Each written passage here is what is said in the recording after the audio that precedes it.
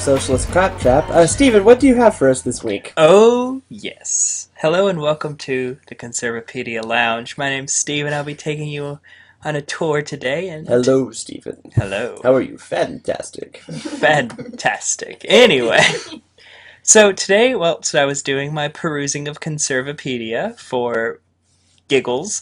I came across a little news item that was praising the government of the Soviet Union. What's that? Oh. It's apparently not 1982. Russia for taking a stand against SYN and by outlawing, quote, homosexual propaganda during the Sochi Winter Olympics. Sochi Winter Olympics.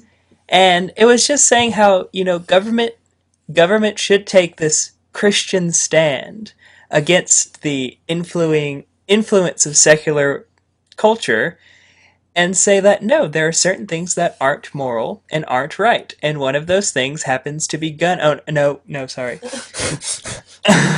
Work with me. You Homosexuality. There you There go. it is. There you Yes. go. And so they're just saying that, it was basically that the government should come in when we as a people aren't being as Christian as we should and make our decisions for us on these issues and be willing to throw people who don't fit into a... Yes. I just had a question. So does this extend to things like war and poverty? This like government intervention stuff? Yes, war is a government intervention and it's great, right? Is that what you're asking? No. Well, no, this is an interesting tact. Yeah. To be taken, by a conservative news outlet, because you have news outlet broadly defined. So many air quotes. It's a news outlet the way we're a news outlet. We're not the news, we are commentary, but it's interesting, right? Because the government should be staying out of this. The government should be staying out of this. No, the government should be in this. The government should be in yes. This is what I want, so the government should be in it. It's up to us to do charity, but when it comes to morality, that's the government. But that doesn't actually make sense. It is Really? That doesn't make sense. But I guess it doesn't make sense both ways, Yeah. right? Like we can't, be mad at the government for outlawing homosexuality, which is what's going on here, and then say, but the government should be legislating more just practices. Like, but what I mean is, you can't really have it both ways. We can't sit here and say, well, the government shouldn't be involved and the government should be involved. We can say there are better ways for the government to be involved, but you can't be like, they shouldn't legislate social policy. They should legislate social policy. They should only legislate the social policy when I feel on this narrow band that I feel good about. Like, if they're legislating social policy, we're either in favor of that or we're not, and we need to influence what that is.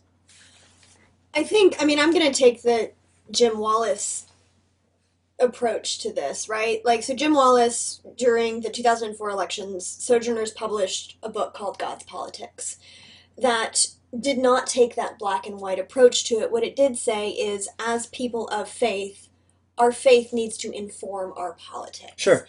And so I think that maybe that's a slightly more nuanced way of looking at it. I'm not sure it's an all or nothing proposition. I think that there are some things and there are some other things. I don't know.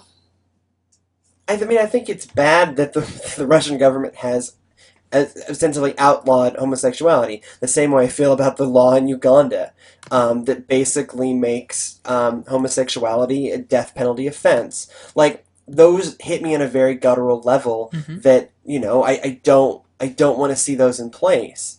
But if we've agreed that the government is we have to agree whether or not the government is the mediator of these things.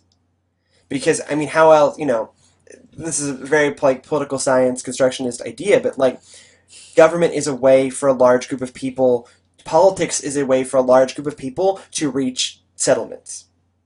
And it's the mechanism we've built for those settlements to arrive at. And often they're messy conclusions, and often they're not very good settlements. But we have this structure, and we've said, okay, we, via social contract, have said this is the place where we settle these issues.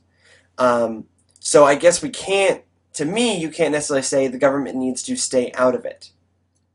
Right? Because if we're saying that, then how else do you mediate the social contract in a way that's going to force it's legitimately going to force. That's going to force people to recognize conclusions that they wouldn't ordinarily recognize. Like that is kind of the purpose of any form of government, whether democratic, and we can really debate how democratic Russia is at this juncture. Thank you, Putin. Pooty poot. Yeah. But in any government, like we hand over to them the monopoly on force, and since we hand over them the monopoly on force, they can enforce unpopular conclusions or conclusions that a portion of the population doesn't like. One of our chatters just said there is a difference between legislating personal behavior, which is consensual, and legislating for the common good. And he says he or she, I don't really know who it is, he or she sees no crossover. Do we agree with that? Between legislating for the common good and legislating personal behavior. Well, what if you think that a personal behavior is detrimental to the common good because of which contagious, or beneficial, like owning guns? Yeah. Right, but I think that's the issue, right? That's a really gray line. I think, if you watch the process of how the Ugandan legislation got passed, people viewed it as a social good. Yeah. That it was for the common good that this be outlawed. Now, I disagree. Oh, definitely. But the problem with putting it that way is it essentially is in the eye of the beholder.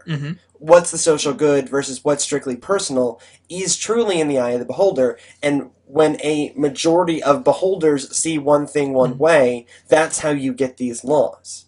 And I think for us, we people of faith can look beyond that eye of the beholder to what is God calling our society to be. I think that's part of how you get around that. I do think also, though, and not in the way that Russia is doing it, but you have to think about things like, civil rights legislation and women's suffrage, although there was a movement for it. Are the voices that are declaring the common good necessarily in favor of the actual common good or their own maintenance of power? And so I think that there are times for sure when the government does have a place in things like this, because the voices that are deciding things aren't necessarily the ones that are affected by it. And so there can be something really powerful. It's different. I think this case is different, but I'm thinking about, civil rights and things like that, where the government does have a place in this. Sure. I mean, Brown v. Board, when it made it through the courts, was basically ahead of where the country was. And so in that way, the government was out in front of the rest of the power structure, saying, no, this is where we're going, and we can argue whether or not DOMA is the same way. That in a way, usually in the U.S. it's the Supreme Court, because that's our least democratic institution, and so it can make more unilateral decisions that are out in front of popular opinion, and so yes, it can happen. I just wish it would happen more often. So from our chat, I think this is a very interesting point. The persecution of a minority cannot be for the common good if the minority is not actively involved in harming others. Yeah, absolutely. I think that's fantastic. But again, the issue. Yeah, and it depends on what you consider to be harming others. Because remember in the 80s when AIDS happened and it was homosexuality, that's harming others. We now know that that's not the case because we have things called science. But when we want to blame something, our minds go to a place that they don't normally go to, and we can say, yes, that is harming. Well, it's demonizing the other. Yeah, it's demonizing the other. That's not mine, so therefore it must be. Yeah, and so what You're right, person in the chat, but the issue is they define that differently. They define that homosexuality is harming others the same way that we might say that drug dealers are harming others. It's not a direct analogy, but you get my point. Like, we lock up drug dealers because we view that as something that's bad for our society. That doesn't happen in all societies. No. But in our society, that's something we've decided. I think people in these situations, like in Russia, seem to be taking the position that homosexuality is a group. Homosexuals are a group that are harming society by whatever BS they bringing upon the wrath of God. Bringing upon the wrath of God, or the bad influence on children, or whatever those other terrible stereotypes are. But that doesn't make them go away, and that doesn't make them perceptually real to the people who believe them. And so this is why it's tough, because it's not just about showing, hey, you're persecuting a minority that isn't hurting anybody. It's a broader culture change of recognizing that this isn't scary and that this isn't harmful. It's a discussion we had, I think, on the pilot of, you have to alter your mindset away from thinking of homosexuality as a sin before you can have any of the rest of these conversations.